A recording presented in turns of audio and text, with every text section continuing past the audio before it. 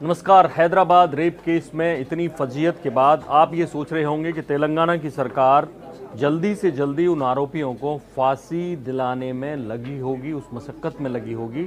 लेकिन इस वक्त वो फांसी दिलाने से ज़्यादा उनकी सिक्योरिटी में लगी हुई है। जी हाँ, जो सरकार वेटनरी डॉक्टर को बचा नहीं पाई, अब वो उसके आरोपियों को, उसके हत्यारों को बचाने में लगी हुई है। उसकी सुरक्षा की सबसे ज़्यादा चिंता है और इस सुरक्षा के विषय में एक बड़ी रिपोर्ट आई है।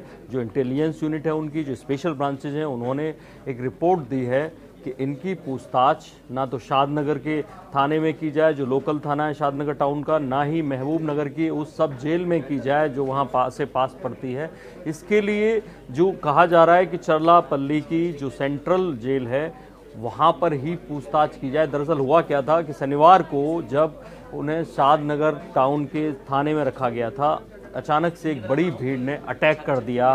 वो सब लोग इतने जल्दी से इकट्ठे हुए वहाँ पर। दरअसल वो जो थाना है वो एक लोकेलिटी में स्थित है, वहाँ आसपास काफ़ी क्राउड है और एरिया बड़ा क्राउडेड है। ऐसे में लोग जुटाने में आसानी हुई। ढेर सारे जो पॉलिटिकल पार्टियाँ, जो विपक्षी पार्टियाँ केसीआर की, वो लगातार इसको मुद्दा बना रही हैं और वो उसके कार्यकर्ता हिंसक हो गए। पुलिस को अतिरिक्त फोर्स बुलानी पड़ी, बड़ी मुश्किल से वो लोग बच पाए। उसके बाद ये तय हुआ कि इनसे जब भी पूछताछ होगी तो वो कहाँ की जाए। तो इंटेलिजेंस यूनिट लगातार लगी हुई हैं, उनकी सुरक्षा को लेकर चिंता में है। ऐसे में जेल में जो रखा गया है उन चारों को, वो अलग अलग सेल्स में रखा गया। और उसकी वजह क्या है, कौन है इन चारों के दुश्मन? जाहिर है जो प्रोटेस्ट कर रहे हैं अलग अलग देश में, अलग अलग इलाकों में तो प्रोटेस्ट हो ही रहे हैं, हैदराबाद में, तेलंगाना में अलग अलग इलाकों में प्रोटेस्ट हो रहे हैं। ऐसे में उन चारों को खतरा इनमें से किसी हिंसक जो प्रोटेस्टर्स हैं उनके अलावा किनसे है?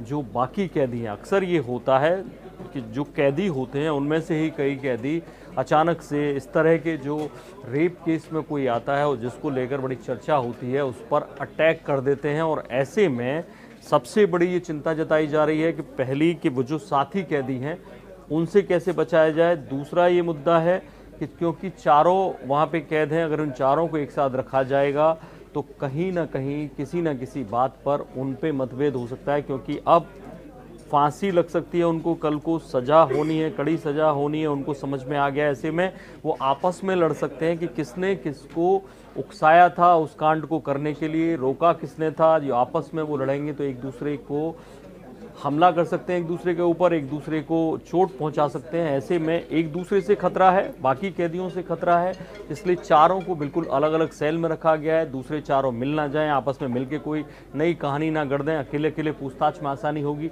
इसलिए उनको रखा गया है। दूसरा बड़ा खतरा कोर्ट में वकीलों से है। आपको पता है कि अक्सर वकीलों की जमात इस तरह के घिनौने जो अपराध से जुड़े होते हैं अपराधी, उन पर हमला कर देती है और ऐसे में उनको कोर्ट ले जाना वाकई में एक दिक्कत का काम है। जब एक बार वो लोग लेके जा रहे थे जेल, आपने देखे थे वो विजुअल्स, 450 पुलिस वाले लगाए गए थे जब इन चारों आरोपियों को सुरक्षित जेल पहुंचाया गया।